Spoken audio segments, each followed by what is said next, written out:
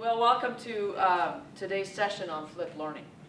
Today's session is part of our fall faculty professional development event series hosted by the Center for Online Learning.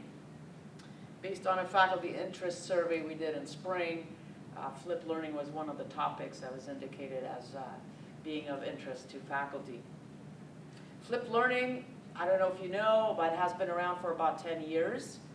And since then, the practices and research on effective flipped learning have matured.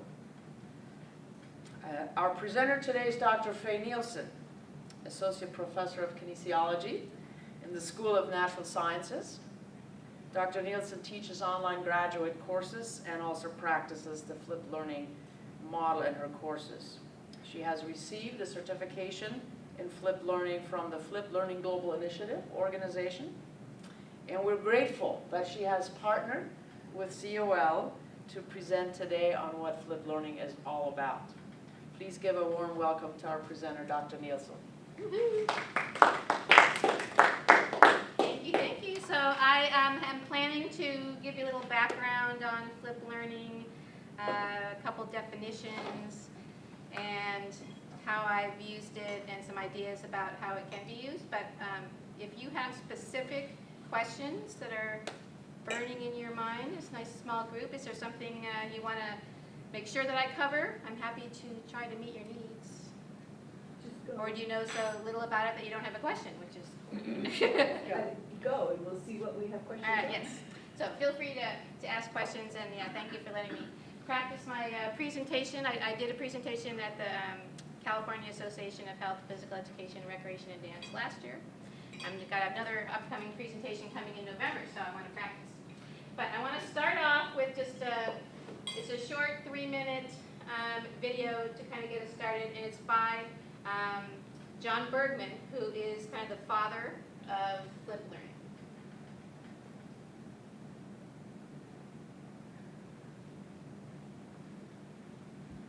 Okay, it was working before.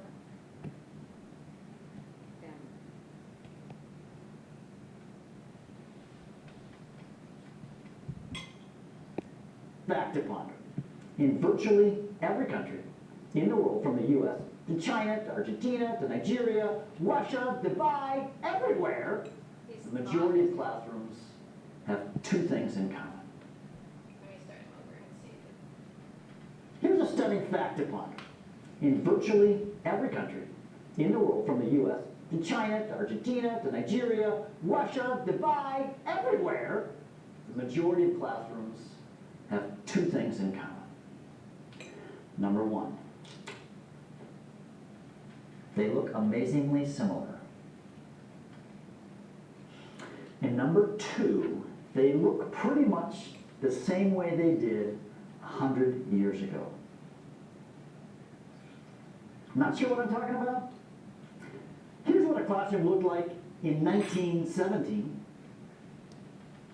Here's what a classroom looks like in 2017.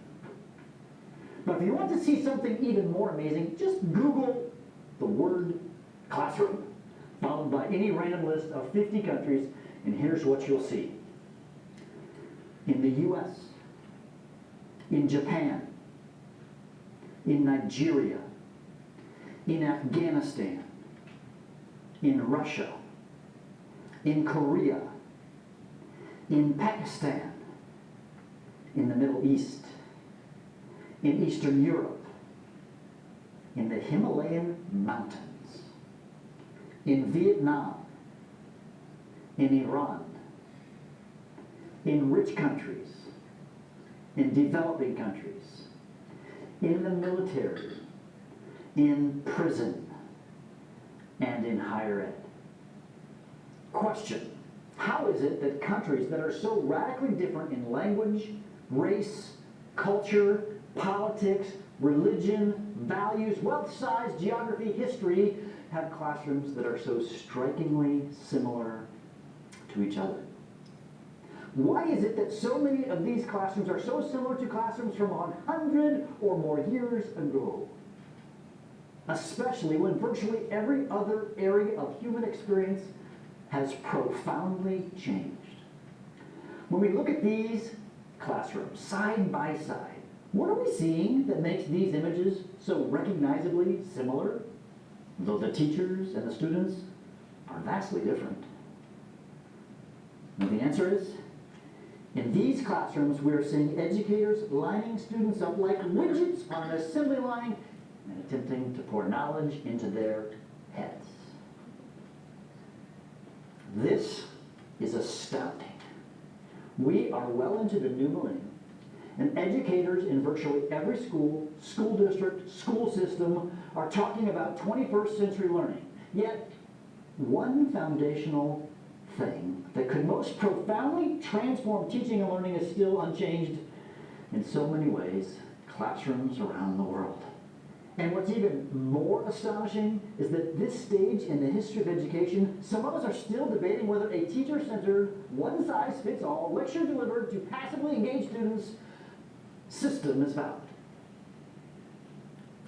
The alternative is a student-centered, active classroom where students are doing something with the knowledge versus just passively learning. It's time to move our lessons and classrooms and school systems from passive to active learning so that we can reach every student in every class every day.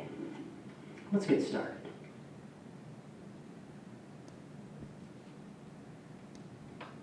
So that was John Bergman. He's very animated. He does a lot of the certification courses online. And what's the name of that special board that he's using? I know we were looking into getting A light board. a light board where you can actually stand there and use it, and you still see the instructor.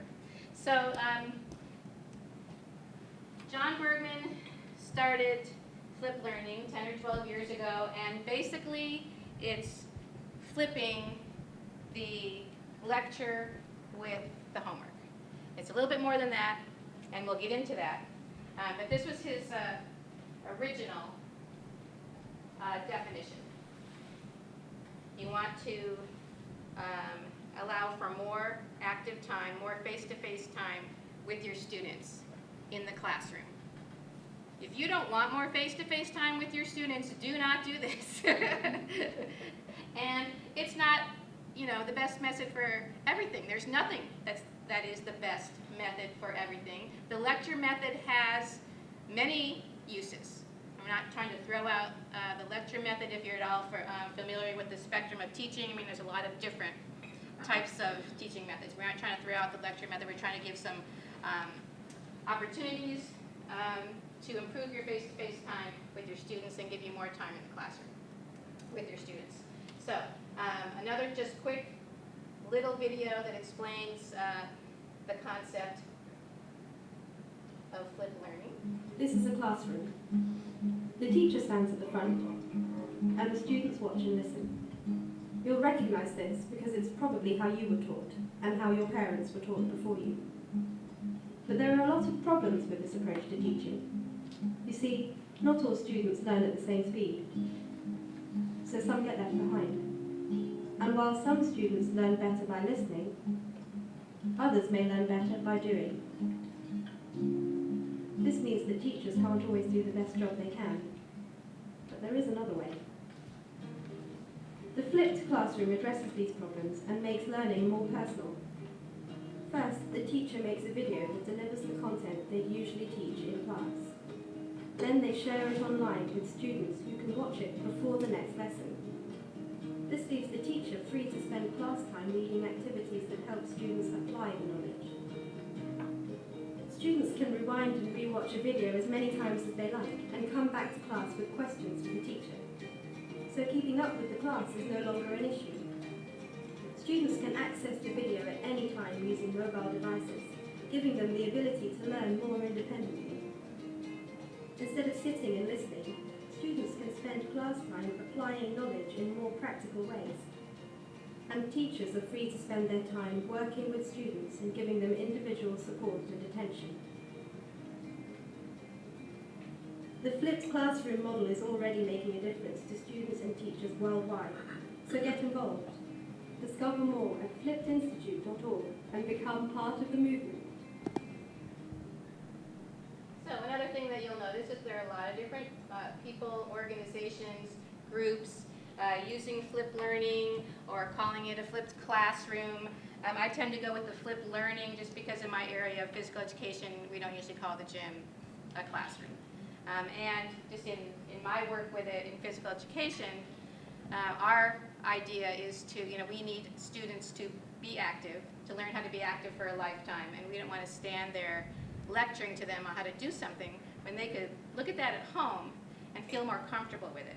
I mean, especially in my area in dance. People have a dance phobia, right? But if I can put up a dance video, and it doesn't have to be me, there's so much stuff online, where the students can practice at home. When they come to class to actually perform together, the students who felt, timid about it feel better, and the students who already know the material, who were, cheerleaders or dancers, they only have to watch it once, and then, oh, I'm ready to go.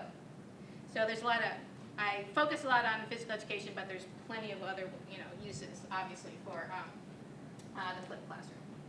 So there's just since 2018, there's been a new flipped learning definition by the Academy of Active Learning Arts and Sciences, and I haven't delved into that a lot yet. That's my next thing, but they have come up with a whole periodic table of all the different elements of flipped learning, and they've come up with global standards. I mean, this is used all over the world, so there's a lot that goes into it. I think this definition is maybe a little bit easier to understand, but it's really more than flipping the homework and the instruction. And two, when students did homework or do homework today, even if you're not calling it flipped learning, they are preparing for class. We're just helping them to prepare in a different way. So, why should we try flipped learning? Well, I think one of the things that we're about these days is increased autonomy for students and being more student-centered. So if students can learn how to learn on their own, they have so much available to them online, and we can teach them, how to do that responsibly. And when you try a new pedagogy, you do want to teach your students how to do it. I've heard from people that are frustrated, well, I made a movie, and then they came to class to do the homework, but nobody seemed to know what they were doing, and there's a lot that goes into it. You not only just make a movie, you explain to the students how to do it, you give them activities or worksheets or other optional items, to show that they've done the work. When you come to class, it's not just sit down and do the homework. It's activities to make sure that they understand the homework, and you can delve deeper into the homework. Jim Abe was telling me that he had a colleague, I think in med school, where they did everything online before they came to class, and then you had to take a little quiz and you had to bring it as a ticket. And if you didn't have your ticket, you couldn't get into class to keep doing the material. Also, I don't know if you know the new California Health Sciences University. We have a new 4-year med school up on Clovis Avenue. They're doing all project-based learning, and they're using flipped learning to deliver. All of the instructors are filming all their lectures, and then the classrooms are just huge movable tables and groups so that students can work on different activities. And so increased autonomy for the student, help them to help themselves, because we're all different. Different people need different things. Other things that you can do with flipped learning too is provide a differentiation. Even in elementary school, you don't have to send stuff home, but if you have a large elementary school class, you can have differentiation in the classroom. You can have different lectures for students to watch in class and proceed at their own pace. One of the examples in one of the classes that I was taking was a math teacher was talking about how she seemed to have a good relationship with some of the more struggling students. So of course the administration rewarded her by giving her all of the struggling students. And so what did she do? She made a series of videos and let the students work on them at their own pace, because everybody was at a different spot. And she, there's always a wonderful success story. There was a student who couldn't pass math, he couldn't do all this stuff. He went on his own pace, he got through the material, he went to college. Guess what he majored in? Math. And he became a math teacher. So you can, there's a lot of different things that, that you can do it. So we have individualized student instruction, increased quantity and quality of instruction. What does this mean? I'm standing here talking to you and I have my notes, but I could get off topic and not get to everything that I need to get to. But if you're making a movie, you might have a script and you know what you need to talk about and you make sure you get it all in. And then if you use it in more than one class, everybody's getting the same material. And then when they want to study, they can watch it at home. It's not, they didn't take a bad note or they couldn't remember something. I don't know, did you ever struggle when you were young? You were in math or bio or something and you thought you understood the concept and you went home and tried to do the homework and it's like, oh, I don't remember this. How do I do this? So you can't do the homework. You do poorly on the homework, you feel bad, and you don't, you don't get a good score, you get back to class. What did I miss? I'm trying so hard to take notes. So I'm actually glad to see that you guys aren't taking a whole lot of notes, because I will, well, of course it's being filmed, but I'll also do a little audio voiceover of my slides when I'm done, and then you can have access to that as well. Okay, so we also want for more instructional active learning time with our students. As I mentioned, this is just so important in physical education.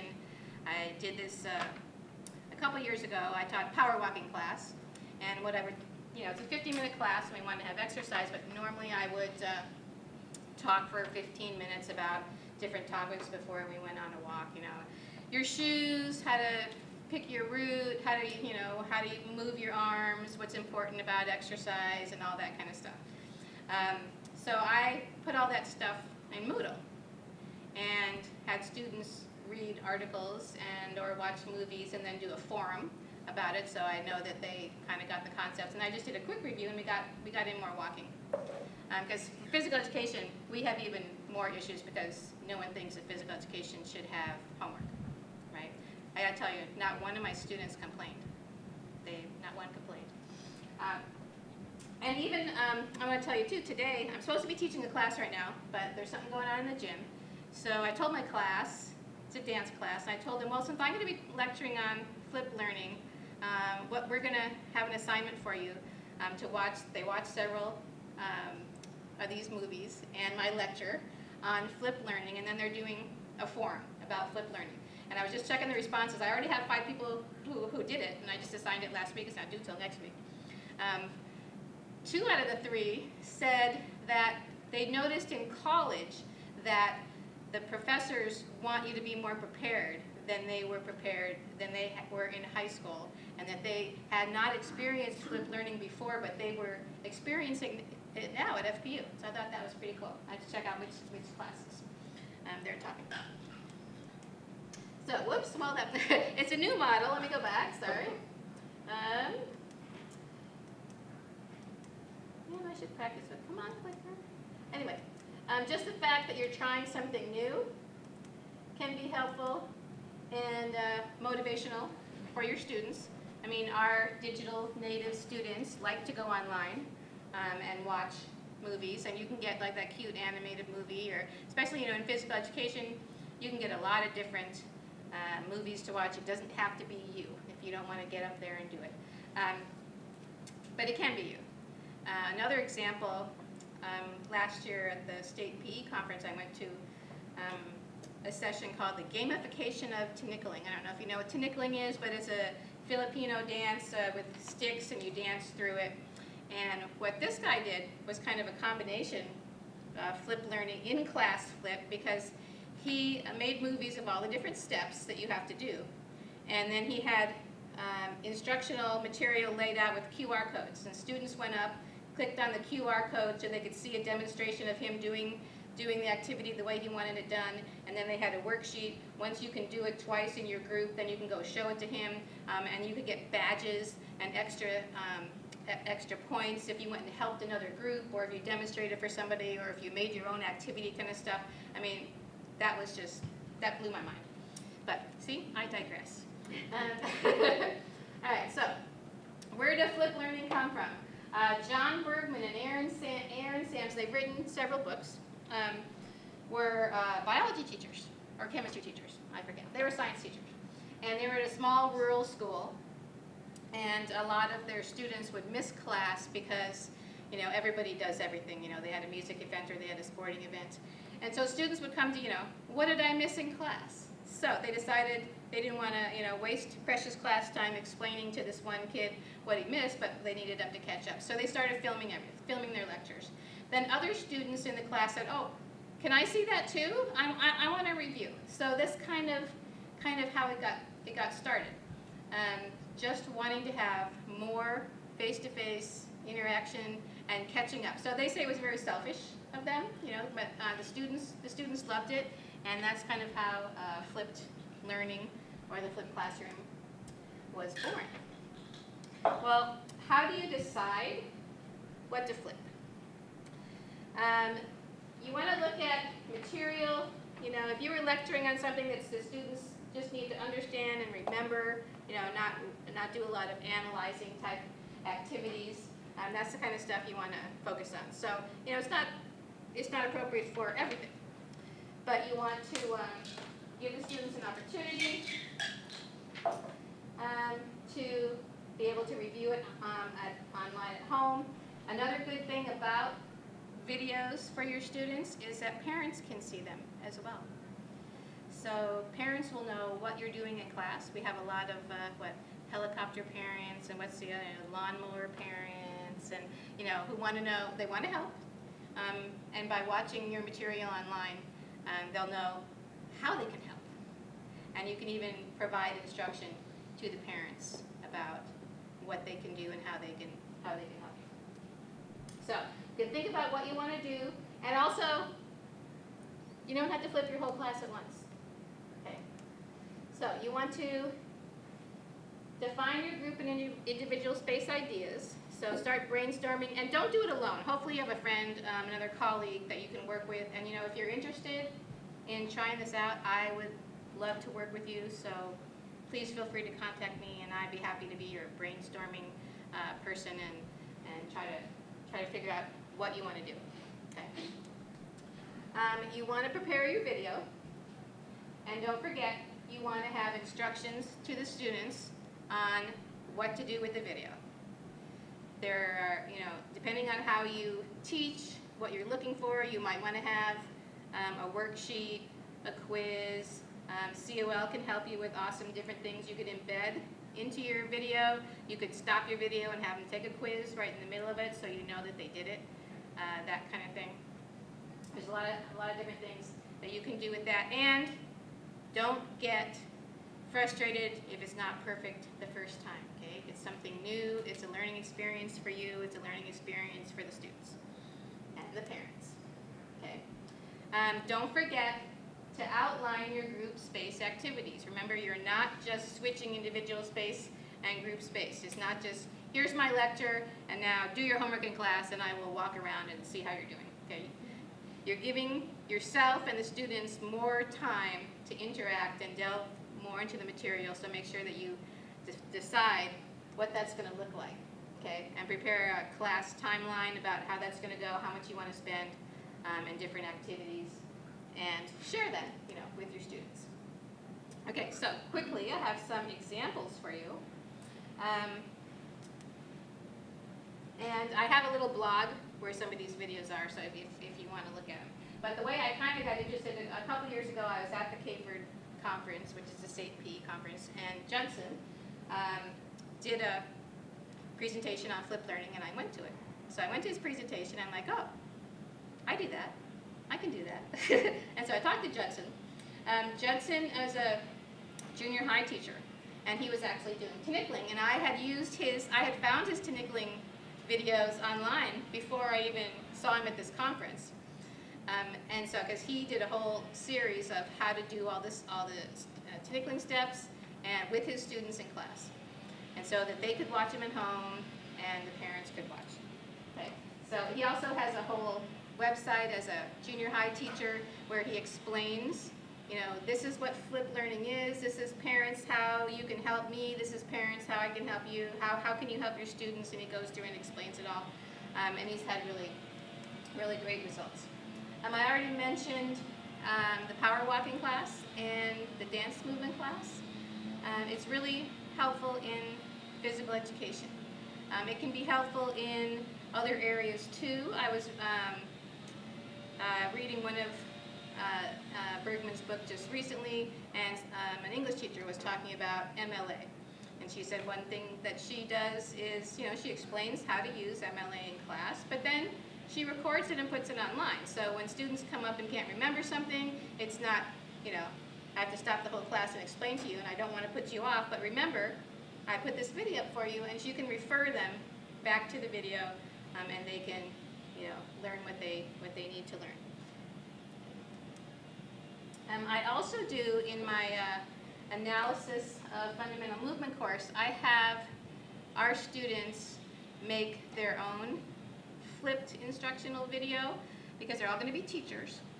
And so I have them take a fundamental movement, film themselves or someone else doing the movement, explaining the movement, and speaking to their students, if they had students, about how they would practice it, and what's going to happen when they come to class.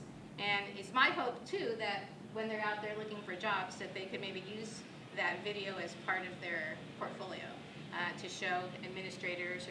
And if you teach this at almost anywhere, you might have to explain it to your administrators what you're doing, because you'll have your students working independently, and you'll be walking around facilitating. And if the principal walks in, it just looks like you're walking around and you're not, all the students are working and you're not doing very much. So there is preparation for this, and you need to do education for not only your students, the parents, and the administration. Do you guys have any examples or ideas of where you could flip, or have you flipped, or have you seen flipped? Do you have ideas? Yeah, I've done some flipping. What have you done? With a couple of classes. So with my Common 110 class, I'll do a flipped research thing where they have to perform the research in class rather than going off and doing research outside. It's a scavenger hunt.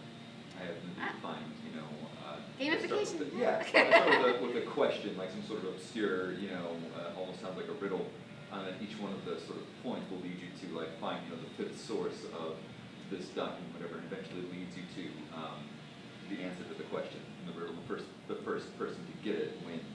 Ooh, what do they win? It depends on the class. Yeah. Sometimes it's 5 points extra credit. Sometimes it's pound back. Yeah. But they win. Yeah. Recognition. Anybody else? So, mine's, when you talk about active learning in the business world, you said project-based learning. That's huge. Yeah. And we do a lot of that, which is very much related to this. So we, like in the forums or discussions, I'll have them, everybody looks up an article that's related to the topic. And you have to summarize the article for your peers and then talk about how it relates, to the material we read. And now give me a live application. Did you see this happen? Did this work? And so in the forum you do that, and then you can bring some of that to class. I've mostly been teaching online until recently, so it's a little bit different, but the interaction, other professors were saying, I can't get my students to get engaged in the forums and discussions. I'm like, well, I can't get them to shut up. Yeah. they're going crazy, and they're back and forth, and so much interaction when you give them that autonomy. Right. And you start connecting that real world to the applications and practical. So it's similar concept, and when you said that, it made me think of it. But absolutely, getting students to know something before they come to class, and it does sometimes take a while to retrain them. Right. We're going to have this discussion, and if only one of you read the book, then you and I are going to have a discussion.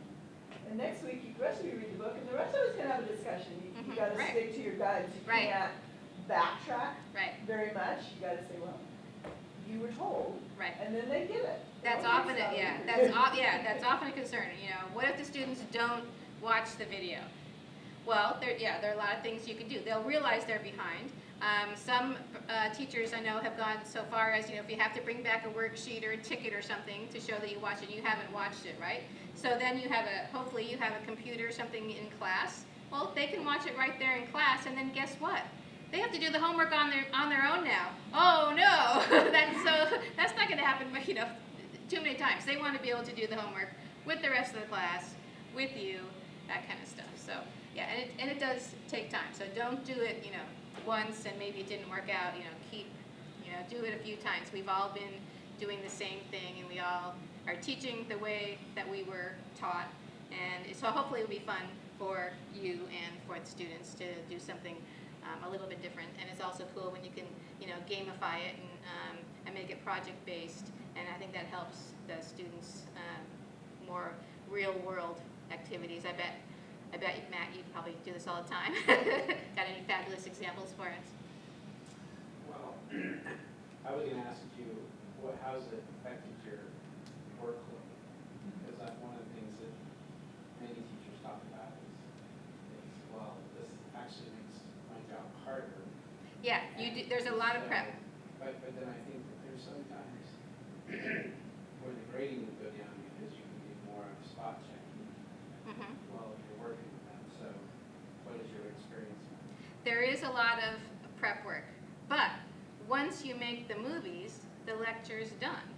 And you're going to do it a few times, and actually if you haven't made movies of yourself before, when I started out, I would make a little guffaw or something, or the dog would come into the room, and I'd have to redo the whole thing, so I got over that. I actually one time had a student say, "Oh, I heard your dog barking in the background. It's so nice to know that you're human. You have a dog." It's just like so.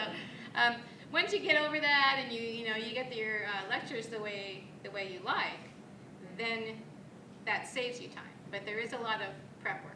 And also, if you don't want to spend extra personal face-to-face time with your class, don't do it. Because it gives you more time to delve deeper into the material and do more things with your class. I had a couple of similar questions. One of them was, everything you seem talking about here has to do with video, starting with the video. Yeah, it doesn't have to be video. What are some other strategies we can use that would be other than video that then might also help with that sort of initial prep time? And the other question I had is that you just said, well, the video's recorded, it's good to go, but it's not, because every couple of years it's going to have to change again, right? And how do you then? One of the things that I find beneficial about the non-flipped space is that you can work on the fly. You can say, this is what's happening in the room right now, and I can address that right now. How do you make those on-the-fly changes when you have this sort of solidified infrastructure for flip class? Well, when you still have a face-to-face class, as you're doing the homework or the activities, you still have that opportunity to what happens on the fly. A little bit different than when you're totally online teaching. I'll even often, because I got a bunch of online grad classes, and I'm like, I'll actually start off sometimes. This would be a really good topic if we were face to face, because we could go back and and there are pros and cons. You do want to update your video once in a while, or you could even have students help you update your video. This is my old video. Based on what we've been learning, what would you change? But you can have your students help too. There's an example of students who were graduating toward the end of a class session where the students made the videos to help the new students. Just even tips. This is what I learned about this class, And if you have, if you're in a high school setting, and you have kind of some of the cool kids helping you make videos and promoting your class about what they learned, the new kids will come in and be more engaged. I was talking to one of a teacher from, I think, Buchanan in biology, and he's made a bunch of videos, and he was saying, yeah, I'll walk through the school, and kids that I don't know who they are will say, oh, you're that biology teacher on the video, because all the biology teachers are using his lectures, and he's kind of, he's all famous now, but yeah. I think maybe to tag on to that, even just using some of the tools in Moodle. I have one class I'm working on, for example, where they have to do a project, an innovative healthcare clinic project, and so each week the students have to curate examples. So they're just using a discussion forum, but the student has to go out and find do the research and curate, so that at the end then they can bring that together as part of the project. Yeah, Patty introduced me to a what is it called, the AHA and the... Oh, yeah, we do an active learning thing online with something called a Padlet. And students just post, after they've read an article, one AHA, and a takeaway and a question. Yeah, and that's good for online or for face-to-face. So yeah, you can use articles. You can have them go, do something and talk about it. I said it doesn't have to be a movie, and it doesn't have to be your movie. I do kind of caution, at least for our physical education, don't use all your movies of professional athletes doing a skill, because you need to remember to show, you want to demonstrate the skill of how a beginner should do it, not how an elite athlete should do it all the time. So there are some things you want to be careful about, and also make sure that you've watched the video all the way through several times, and it's what you want. But if you have come up with other ideas, love to hear them. So also, just to finish up, I have been I was trying to do a little Wikipedia thing here. So I'll put up a copy. I have some resources up there if you'd like to look at it, and I'm going to start putting up my presentations on it, and you can go there and say hi to me or put up stuff. Contact me and tell me more about what I can do. Oh, also, the Flip Learning Global Initiative, they have a free monthly magazine if you'd like to sign up for that. But like I said, there are a lot of other areas. Barbie Honeycutt has done a lot with Flip Learning. There's tons of people doing stuff with Flip Learning that I'm sure I don't even know who they are. But if you find resources, I would love to hear from you. At the Global Institute, if you want to take any of their certifications, they have certifications in level 1, level 2. They have a higher ed certification, which I haven't taken yet. They have one on differentiation. They have one on lesson planning. They have them in different languages. And it's just so great. It's just, teachers and people in the field, working with each other and helping just to make it a more fun and pleasant experience for everyone, to try to promote project-based learning, group learning, independent learning, and help the students be more independent. Any other questions? Are you finding that students are performing better, or asking less questions, or how has it been for the students? I haven't done any research, but I used that Nickling material I was mentioning in the gamification. I used it last year in my class because I do that every semester, and the students just seemed so much more engaged. And I think they actually understood better, because I can demonstrate the stuff, but I'm old and I don't really do it that well anymore. But they liked to be able to use their phones in class, and I think that they really enjoyed it. So I think it is more fun for the students. And like I said, when I did it in the power walking class, I was waiting to get feedback or blowback about homework in PE, and not one person complained. Last week, the students had to do we're doing the business plan for another class, so I'm trying to support that in the class I'm teaching. And so I had them do a SWOT analysis about their business, just a template that has, fill out these boxes. And then I printed off several of them and put them in students in pairs with somebody else's. Now you analyze these, and I put up the environment, all the environments they should be, for the external especially, that they should be looking at. Where does it fit on here? Some didn't fit, but that was they really seemed to enjoy that, because they spent a lot of time, and I said, okay, everybody pick two. Give me a good example and maybe a bad example if you have one, or each one. And that was really, they said later that was really helpful to think it out loud and to hear what other people have done, instead of just turning in an assignment and then that person knows how they did. But I wasn't grading the assignment, I was just guiding them through the steps and different process. And so they loved it, and just sometimes bringing printouts of what they turned in and then have them share each other's. Kind of the same concept. Right, yeah. I think sometimes we have so many assignments that we forget to share with the rest of the class. I mean, I think I was guilty of that in some of my online courses. Yes, we don't get together and talk about it, but if I have them turn in an assignment, I'll often have them write a summary or an abstract of the assignment where they can post, and then they can finally share, because they have a lot of good information, and they need to network with each other, and they need to learn how to work with others and look at their material too, because I don't know everything. I always learn new stuff. Any other questions?